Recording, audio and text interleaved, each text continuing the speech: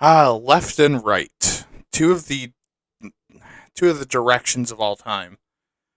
But those words also mean a lot more in the realm of politics, like most things do. And like most binary and political things, it's far more complicated than we think it is. And similarly, we all like to pretend we're only one of two sides and never deviate from a team for any reason. But is that true? Do we really never deviate? And I mean, if we do deviate, how do we even know which side they're on? So let's talk left wing, right wing, leftist, rightist, and all the other is, ians, and ats on this episode of Why Are You Talking About This?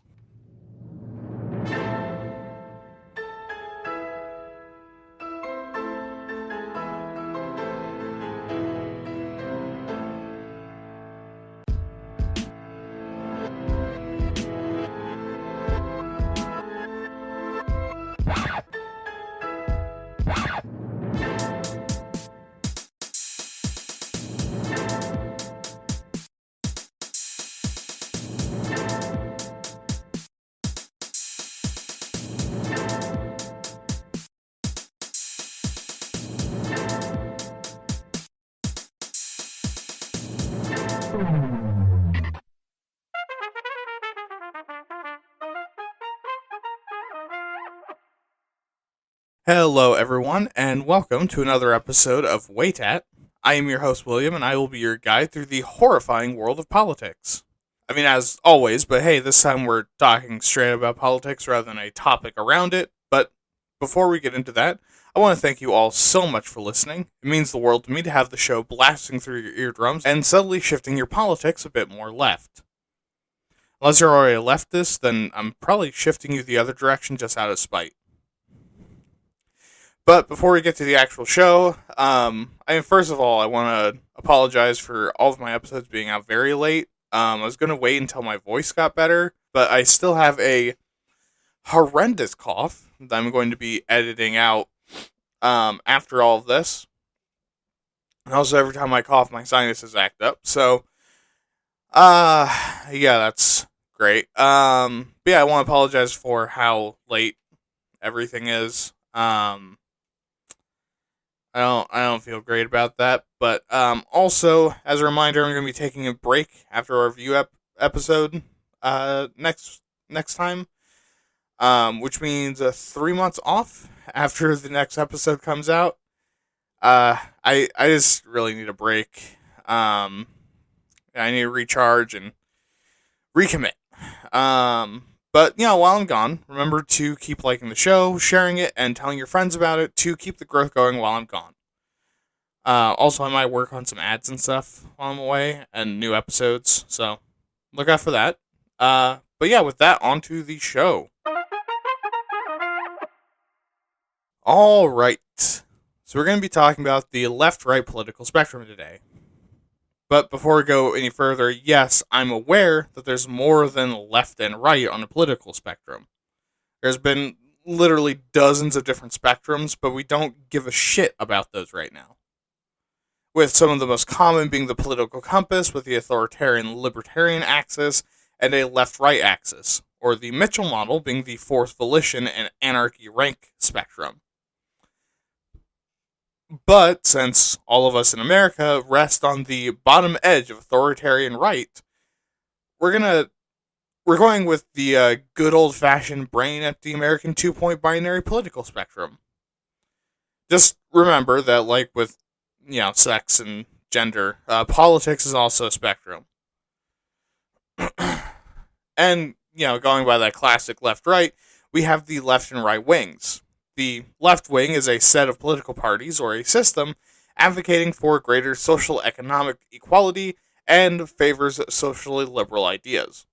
While the right wing is similar but advocates free enterprise, private ownership, and favors socially traditional ideas. In general, a leftist is a member of the left wing, but for the West, this is generally someone seeking radical change. Especially new government and being more aggressive in their beliefs or more zealous for their ideas. Rightism, which is a term I did not know was a thing until this episode, is the same thing but with the right. Now, if you are a dirty swine dog centrist or politically illiterate, you might conflate these sides and bring up dumb shit like horseshoe theory. If you're not familiar, by the way, horseshoe theory is the idea that the more radical the left and right get, the more they become the same. But this isn't true because these two groups are extremely different. On the right, the commonality between them are tradition, privacy, and isolation, while for the left, the common ideals are progress, collectivism, and community. Meaning the right's goals is restoring an idealistic past, while the left's goal is to create a utopian future. And while yes, these sides often disagree internally, this is also another major difference between the left and the right. See, in the West, the right still has a shared common goal, using simple terms and taglines and generally easy to understand goals and concepts to collect a power base and push to the ultimate goal. The left, meanwhile, don't do that. We leftists are so often caught up in our own hype that the pseudo-intellectual and actually intellectual ideas going into your ideologies gets in the way of being cooperative. Meaning on the left, the nitty-gritty is way more important than the ultimate goal. With your particular form of leftism needing to win rather than leftism as a whole. Which means that every other leftist is just as bad as a member of the right. Yeah, for example, a Maoist and Leninist are both leftists and communists, but they hate each other. Why? Because the Maoist wants to use a mass media propaganda campaign, militant mobilization, and alliances to enact communism, usually through violence, while the Leninist wants to elect an all-socialist, democratically decided government that becomes communist over time. Usually violence is also involved there. And these two people fucking hate each other. They will kill each other in the streets. Meanwhile, on the right, the fascists and the monarchists have the same ultimate goal, one person in power forever. And so they work together until they can't, and then they kill each other in the streets. And I derail on that whole tangent there because I personally find this so fucking annoying and frustrating to deal with because I'm a leftist. Interacting with other leftists is a fucking chore because we just constantly bicker and fight about the minutia of our beliefs instead of actually agreeing that, like, hey, we have other issues than, like, arguing on which way to become socialist is better. Anyways, getting more focused on America specifically, there's some terms that you'll hear thrown around pretty commonly. Those being liberal, conservative, Democrat, and Republican. Liberals, also often called libtards, are members of the left wing that support liberalism, which is an ideology of individual rights, civil liberties, democracy, and free enterprise. They don't want to get rid of capitalism, but they sure as hell want it to behave. Ignoring that capitalism, when left alone, will bend human rights over the bathroom counter and do things to it. Same with democracy. They don't want to replace it, they want to make it the best and most inclusive it could possibly be. And they generally support things that have a vibe of peace and nonviolence, but bet your sweet bippy that they like a little bit of under-the-table violence. And under-the-table handies. Like assassinations, wars overseas, or using the police to bash some leftist faces in. Because anyone saying democracy or capitalism should be removed are taken as a threat. Conservatives, meanwhile, are members of the right wing that are averse to change, hold traditional values, prefer free enterprise and private ownership, and don't like America to deviate from the 50s Americana that they fell in love with. Now, this sounds like a rightist, but it isn't. See, a rightist believes these things because they want to undermine democracy, commit violence, or elevate the elites. Conservatives, meanwhile, genuinely believe these things are good. This is the classic difference between the actual good old boys and the undercover Nazi good old boys. A real good old boy believes that family comes first, that the old ways are better because that's how Papa did them, and that the Bible is the best book in America. But he actually read his Bible and gives to people in need, loves the sinner, provides work on the farm, and all the other good old-fashioned, heartwarming, tough love stories that you read on Reddit, and will even not judge you too hard when you bring a 6'4", muscled-up goth mommy that pegs you home from college. Matter of fact, after he gets used to the idea of like all of that, he might even ask her for help. Not with butt stuff. Meanwhile, an undercover Nazi believes that family comes first as long as they agree with their values. The old ways are better because that's when you could own black people. And the Bible is the best book in America as long as you ignore all the parts of it that make it not what he likes, i.e., left authoritarian. Yes, by the way, the Bible is pretty left wing when you actually read it. He will judge the fuck out of you, call you a slur, and try to murder you for even suggesting that maybe you would like to try things in your butt. A lot of Americans, as you might be able to tell from that crass and over-the-top example, aren't conservatives. They're rightists.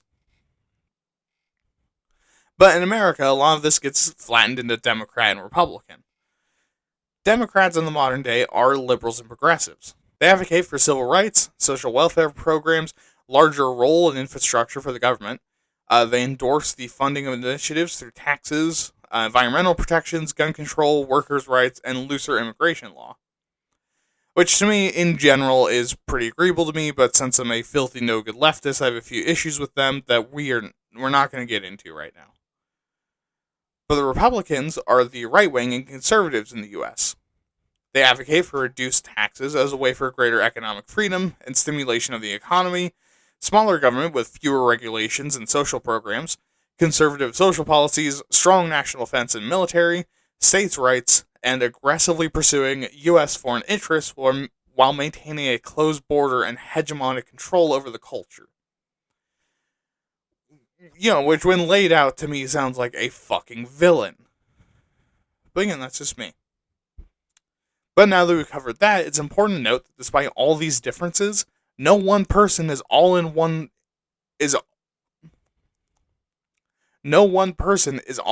on any particular one of these, nor are any of these ones ever the same for every culture or for every religion. Again, going by the Bible, Christianity is actually pretty leftist. It's all about charity, forgiveness, nonviolence, and helping others and forming a community. In fact, it's also oftentimes anti-capitalist. I mean, sure, there's a lot of controlling aspects, and it's pretty clearly conservative in how you should treat gays and women, but still. And it's possible to be socially conservative and financially left, or vice versa. But let's talk about the origins of the modern shit show that we're dealing with in the history section. Okay, so this week we're going to be covering essentially just the American history. But before that, we do need to talk some historical background of the binary scale that we use. And it begins in 1789, during the era of the French Revolution. This is when the whole left and right thing came about, because the seating arrangement of the representatives was organized where, from the speaker's position at the front of the room, the aristocracy would have the seat of honor on their right, while the representatives of the commoners would be sat on the left. And where exactly your seat was dependent on what interests you represent. The further to the right, the more you support the church, aristocracy, or royals. While the more to the left, the more you support republics, secular groups, and civil liberties. And while this did include leftists and revolutionaries, it was mostly members of the bourgeoisie and capitalists. But after the revolution, post-1799, much of the right's interest was taken up by the capitalists. This time with the capitalists and bourgeoisie taking the place of the royals, while the left took up the revolutionary banner, which essentially creates the binary system that we know today. So, going to America, during the Revolution, we have the first division in American politics.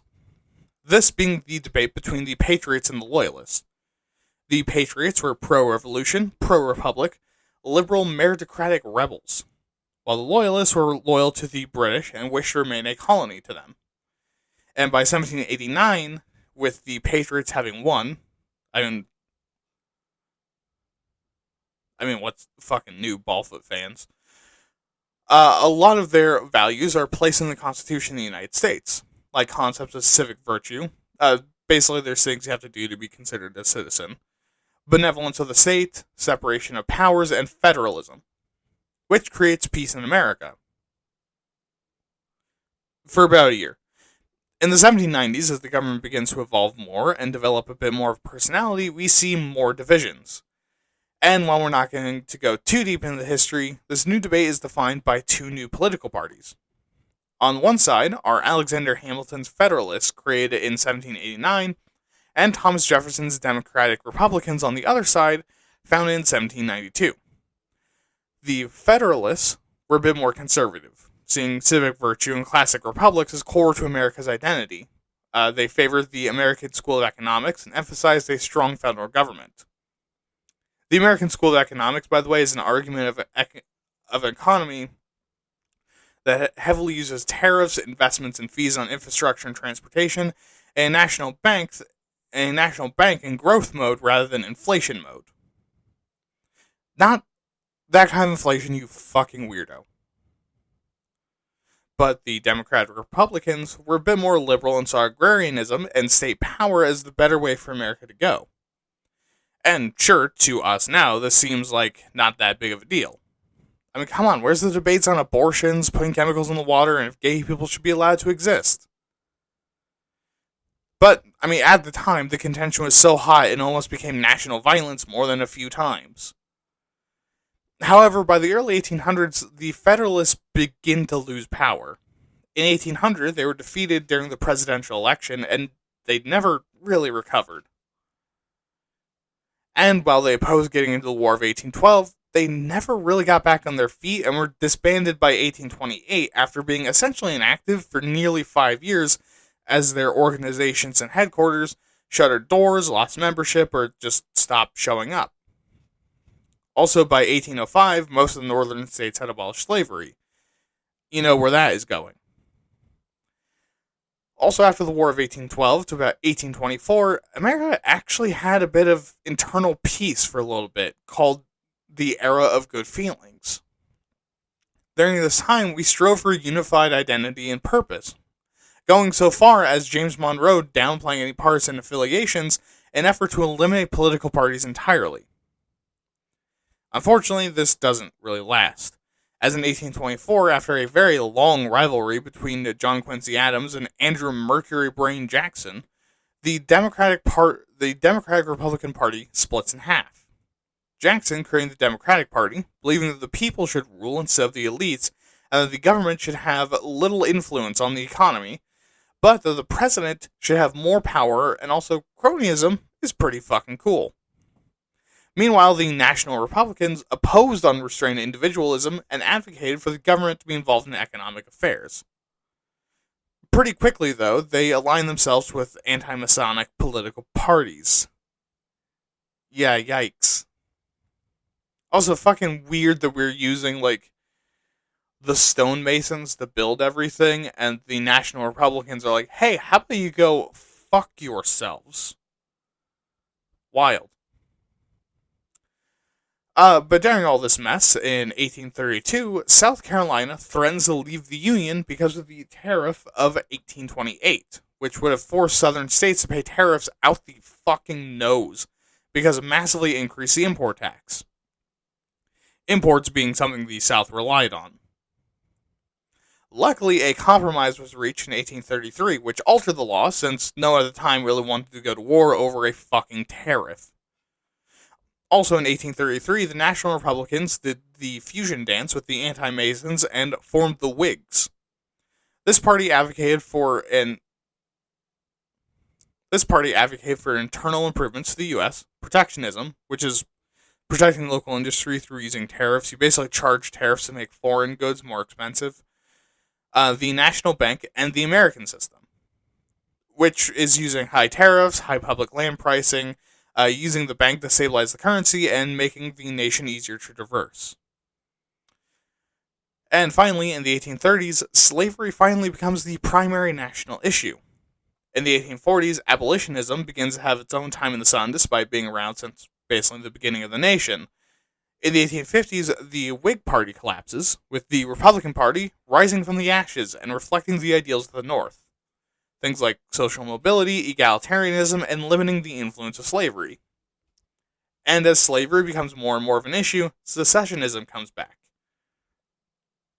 until in 1861, fearing that the feds would make slavery illegal, 11 states seceded from the U.S. and caused the Civil War. And this splits the Northern Democrats between the ones that want war and the ones that don't. Southern Democrats, however, don't divide. After the Civil War and during the Reconstruction era, politics shifts again to address the issues that arose during the Civil War, which is actually where the Democrats being racist because of the Civil War thing came from, which isn't true anymore, and we'll see why. But during this time, the Democrats were more conservative and fiscally conservative, which was attractive to the South at the time. During the Gilded Age, from 1870 to 1900, the Republicans began to fracture between the more conservative stalwarts in favor of a traditional political machine and cronyism, and the more liberal half-breeds in favor of civil service reform. And yes, like that Salmonella video, this sounds like a fantasy novel. And the stalwarts were the more prominent ones in the South, New York, Pennsylvania, Illinois. And at the same time, the Democrats were also fracturing around money, with the Silverites opposing the gold standard and wanting an economy based on silver and gold. Also, the progressives begin to emerge in the 1890s. In 1892, as the industrialists begin to take over both parties, many of the populist agrarians form the People's Party. Cool it, they're not commies, they're from across the political spectrum. They can just set aside their differences and agree that, like, the people, the agrarians, should have more power. A year later, the Panic of 1893 occurs, which is... God, this is really condensing a whole lot. But basically, it's a decline in international commodities prices that we relied on, paired with a crash of wheat prices as we oversupplied and overspent on silver and railroads. And this causes a massive 4-year depression in the economy. And in the aftermath, the People's Party were absorbed into the Democrats as the more right-leaning Democrats lost their influence. And because of this, the primary ideals of the Democrats become populist agrarianism and bimetallist, having a gold and silver standard. Then in the 1890s to the early 1900s, we hit the progressive era, where progressives, being concerned with the effects of industrialization and supporting a bigger government and societal reforms to counteract them, inspired by evangelical and social science, begin to emerge. Part of their goal was to end corruption, increase public participation in the government, and expand the government. And they did have some good hits, like supporting first-wave feminism, women's suffrage, and civil rights. However, they also really liked prohibition and fucking eugenics. So, they have some misses too. My script says pisses. I know that's supposed to be misses, but I mean, it is piss. And the Democrats at the time begin to move away from their conservative roots and instead begin to embrace the populists that were directly opposed to the Republicans. It was not out of the kindness of their heart, it was because they didn't like the Republicans that they absorbed the populists. And this shifted their ideals to include things like giving the people more power, having a living constitution, and removing power from the political machine, which temporarily aligned them with progressives. At the same time, the Republicans divided between conservatives and the Progressive Party, led by Teddy Roosevelt in 1912.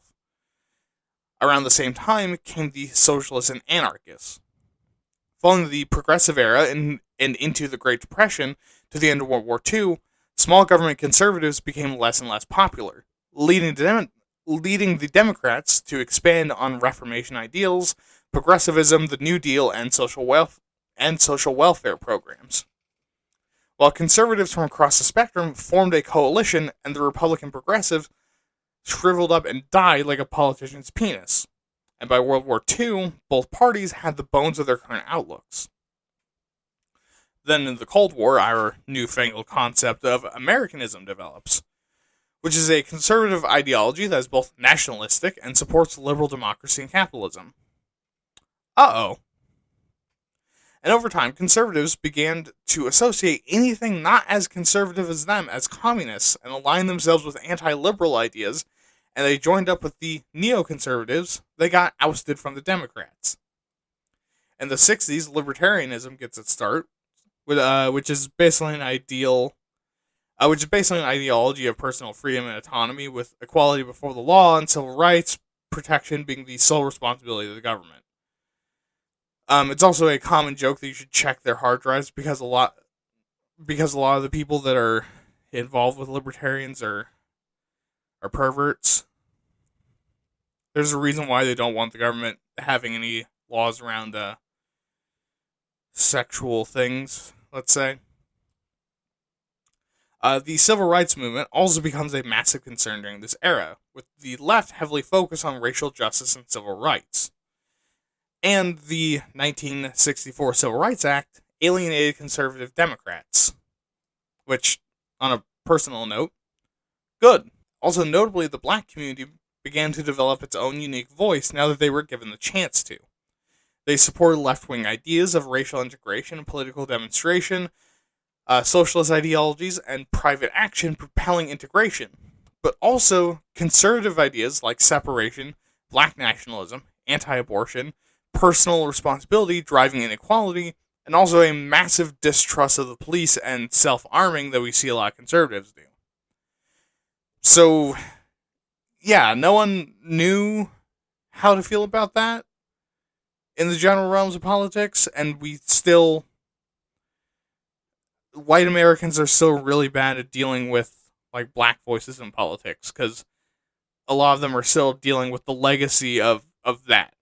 So, in the 70s, conservatives accepted welfare spending opposition as a core tenet and began to use a strategy of racism to attract white voters. But despite this, conservatism was still dying. At least until the 80s, when Ronald goddamn motherfucking Reagan gets elected to office and rebuilds conservatism, bringing together conservatives, segregationists, capitalists, libertarians, the religious right, and neoconservatives in a rejection of the leftward shift of the U.S., advocating for laissez-faire economic policies and traditional values while opposing the civil rights movement and communist and socialist ideals, which can really be blamed for ruining a lot of America. We're in this era a lot for the turn when everything goes to shit. In the 90s, third wave really kicks off, with the conservatives focused on being assholes and the liberals focused on civil liberties and both kind of ignoring everything else.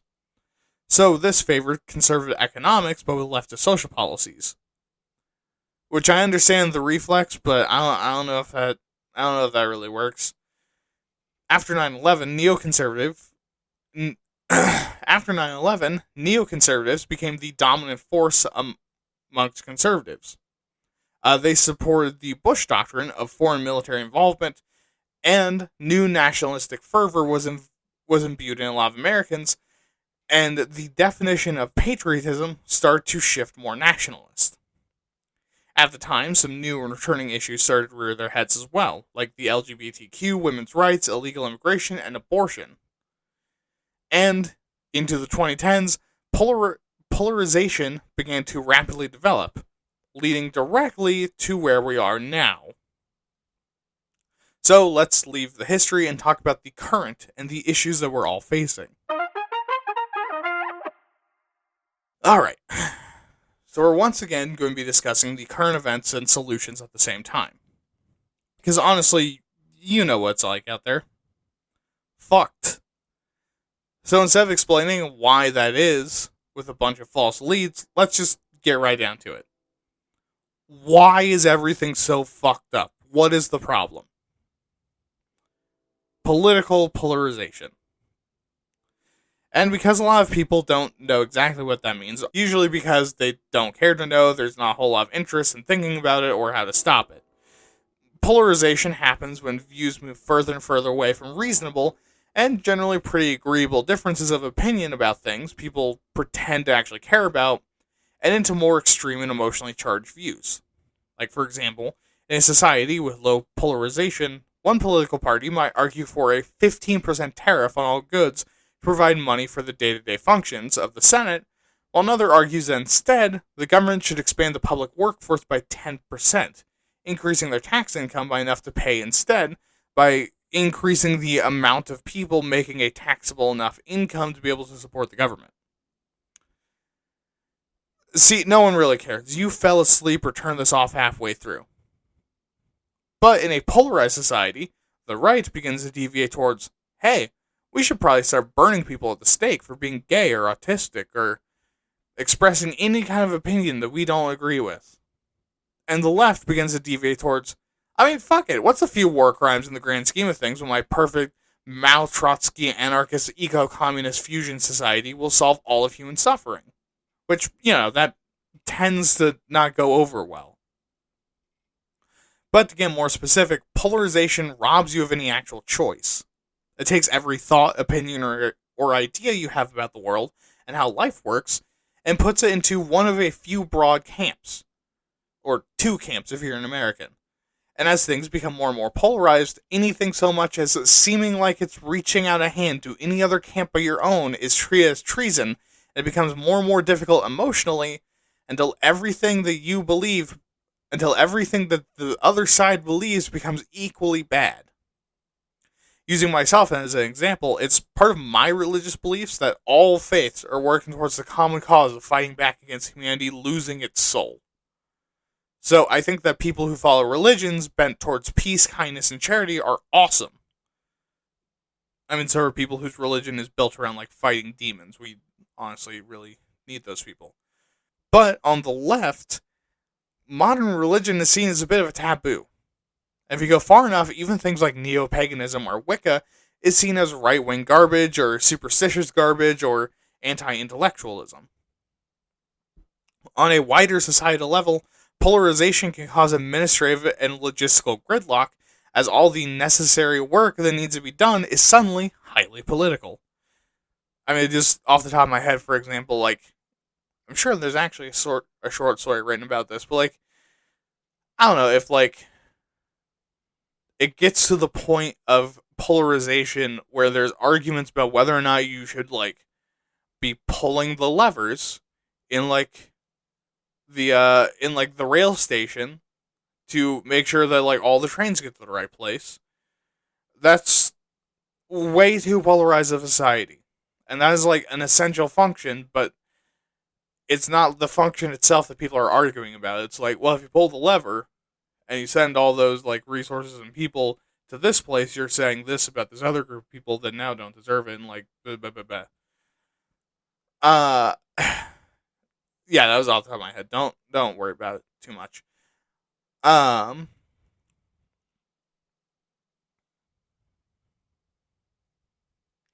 And on a person-by-person level, it creates an echo chamber that further polarizes until it kills people, either through violence or ignorance. Like anti-masking. Since it's become political, wearing or not wearing a mask became a symbol of left and right. And that also means that sometimes there's doctors that are right-wing doctors that don't wear masks. Even around immunocompromised people, they just don't wear masks now, because now it's a political statement. However, all of that aside, polarization does top out eventually. If politics is not the primary topic, and no one involved is too far gone, most people are still capable of getting along well enough to interact and perform tasks, especially to survive. However, polarization can also cause things everyone wants to get ignored.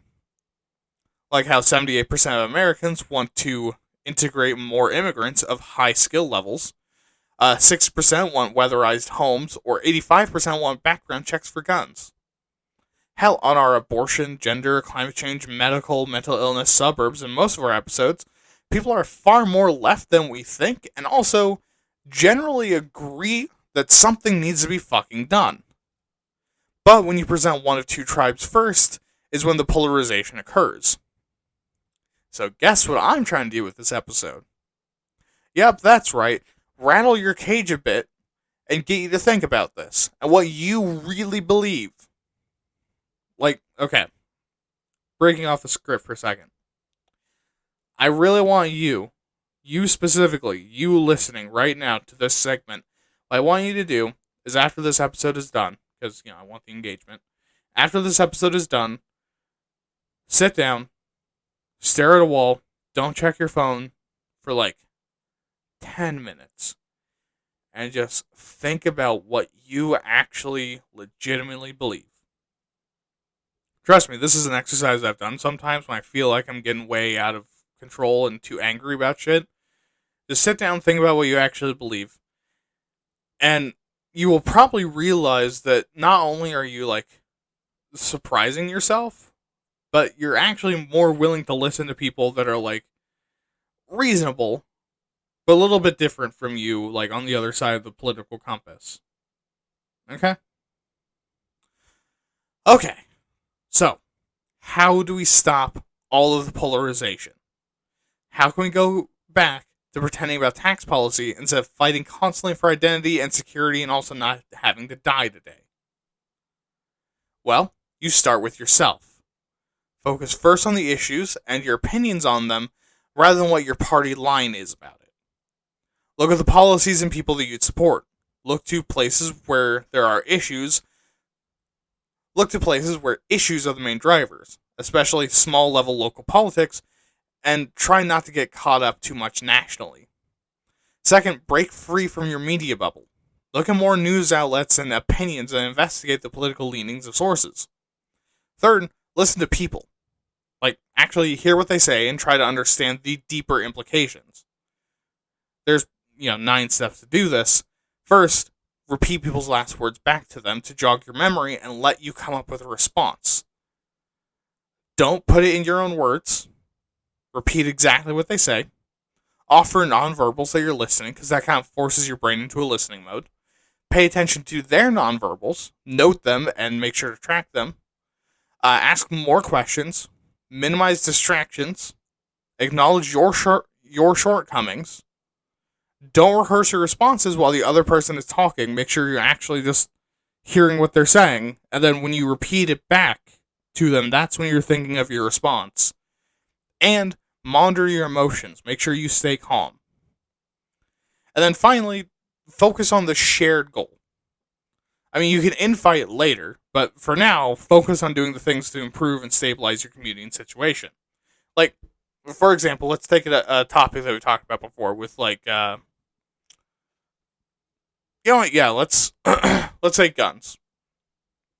The best conversation I ever had with someone about gun control was I was like, you know what? We've had too many fucking school shootings. I'm sick and tired of this shit. What do you honestly think should be done? Because we need to do something.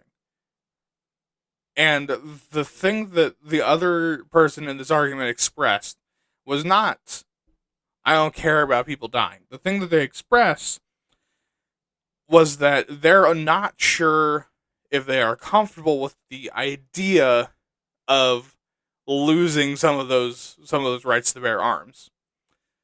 So when we talked in this conversation, I proposed something of like, how about you have like 2 licenses, one open, one concealed. You can carry whatever you want as long as you maintain that license by going in and getting testing and proving that you can still use your weapon effectively. And if someone does something with your gun and you didn't report it, or there wasn't enough time to report it, that you have to be responsible for it. And they found that agreeable. This is a person that, like, in no way, if we were just yelling at each other, would we ever agree with something. We both saw that this was a problem, and we put aside fully what we wanted and just decided, like, you know what, fuck it, I'm gonna listen to you for, like, 5 fucking seconds. And well, we came up with something that, like, I don't like it nearly as much as, like, my own personal ideas. I'm sure he didn't like it nearly as much as his own personal ideas. But you know what? It's more agreeable because to him, as far as the government knows, you have a gun. Uh-oh. We don't know what the fuck that is. As far as I'm concerned, the government knows you have a gun, and if that gun gets fucking used for something nefarious, it's gone. Like, you don't have it anymore. So... but yeah, it's... Again, we can infight later when we're not in a crisis. But, okay. To see what the actual political position, to see what the actual political situation is right now, and to get some better understanding that, again, politics is a spectrum, let's look at some of the general categories of beliefs that people self-identify with. So, in the dead center are the sideliners, who have very low political engagement and lack really any partisanship. The right has the ambivalent right, people who have conservative views about some of the big things, but more modern specifics like marijuana, abortion, or being gay, they tend to be more open to. The populist right are those who live in rural places or generally lack formal education, that are critical of corporations and immigrants as their main issues. You see, even there's a little bit that we can agree with people on the right. We should not be trusting corporations. The committed conservatives have conservative views across the board, but are lenient internationally. And of course, our flag and faith conservatives not only will never surrender, like that thing Ted Cruz tried to do that became a meme briefly because he's fucking embarrassing, but also are nationalists and are highly religious. While on the left, we have the outsider left, who are liberals in their views, but they dislike leftist politics. Democratic mainstays are the loyalists to the Democratic Party that have been at it for a while, that generally have more moderate or even centrist views. Establishment liberals believe in all the classic liberal bullshit, and the progressive left have very leftist and liberal views and want basically everything to change. That, by the way, to you leftists listening, that last segment is where all of us fit in. So, how many people do these groups represent? Well, in general, only about 15% of Americans are sideliners, with 40% identifying with the right-wing categories and 45% with the left-wing categories, with the highest number of each being the ambivalent right and the Democratic mainstays at 12 and 16% respectively. However, party lines kind of confuse things, because the Republicans, making up 48% of all voters, isn't all right. While sure they have 79% right-wingers, there's still about 6% left-wingers, with the most being about 3% Democratic mainstays that reliably vote Republican. That's also not counting the 15% of sideliners. While Democrats, making up 49% of the vote, contains 13% sideliners, and again, 79% left-wingers. But there's significantly more rightists, about 11%, give or take. With there even being just about 1% flag and faith conservatives amongst them. Speaking of them, they might actually be the source of some of the problems for the Republicans. Because this is an incredibly loyal base, but they hold to their beliefs and are pretty conservative. So they need to be well represented. About 87% feel well represented by the party and 77% by the party's candidates to stay on board, which means bending to highly religious and nationalist beliefs. And while the populists and ambivalents agree with them, the Republicans are further alienating their committed conservatives, which should be concerning because that relatively small 23% of their party is in favor of same-sex marriage being society's main problem, disregarding a separation between church and state, non-English being banned in public, and the U.S. abandoning its allies. All things the rest of the party fucking hates. And for once, the left doesn't have much of the same issue, with the only people not feeling very included being the outsider left, which, while I'm a leftist, I gotta say is something we gotta keep an eye on. Yes, in my view, we should be trying to become more progressive and dismantle the mistakes of the past, but it is possible to go too far, especially too fast. There's conversations we're not ready for, and also conversations that probably should never happen, like the whole, how many war crimes is acceptable? But even on topics of division, like success determination, billionaires, legal reform, immigration, faith, green energy, and police spending, we have a lot more unity than the Republicans, which might actually be a bit of an issue. But to talk about what I mean, let's go to the soapbox. Now, yes, I am fully aware that this might make me sound like a little bit of a conspiracy theorist, but having just done the fascism episode before this, I have some confidence in what I'm saying. I think the reason why the Republicans seem to be so divided is because I think we're reaching a new division point. While the left has maintained its own spread of moderates, party loyalists, and progressives, the Republicans have lost their identity in the wake of so many nationalists coming in. So now they're struggling and losing membership to this new titan that draws from the confusion and fear of their constituents. What do I think these parties will look like? I have no idea, but guessing from history, we can probably expect a nationalist party and for the Democrats to become a lot more moderate, or hell, even conservative, as the most moderate members get picked up by the Democrats and the rest either go independent or join the nationalists. I mean, look, this was created because I wanted to just have a more chill episode, but really looking at American history, we seem pretty doomed to have a two-party system.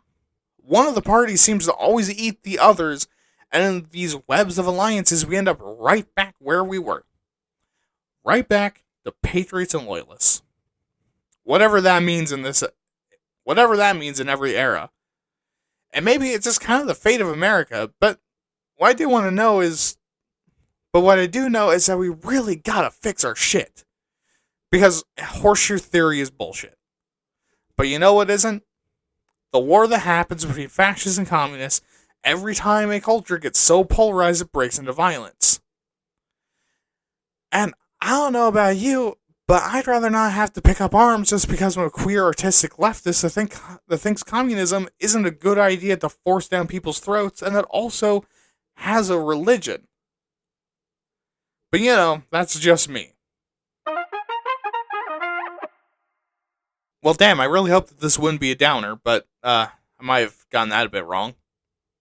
Anyways, if you have opinions, advice on how to make the show better, the dumbest conservative takes, the dumbest leftist takes, and really anything else you want to tell me, make sure to email me at waytatpods@gmail.com. That is WAYTATPODS@gmail.com. Remember to check out my other podcast, WAYTAT Nerd, where I do basically the same thing, but with nerd topics like fantasy, sci-fi, role-playing games, etc., where I hope you like the topics just as much. Also, remember to follow me on Twitter at WAYTAT_pods for more episode announcements and some rants sometimes. Alright, have a good night. Don't murder, have fun, and remember, tipping is a left right wing propaganda about generosity or greed or some shit, whatever the fuck. This has been Why Are You Talking About This, and I've been your host, William. Good night.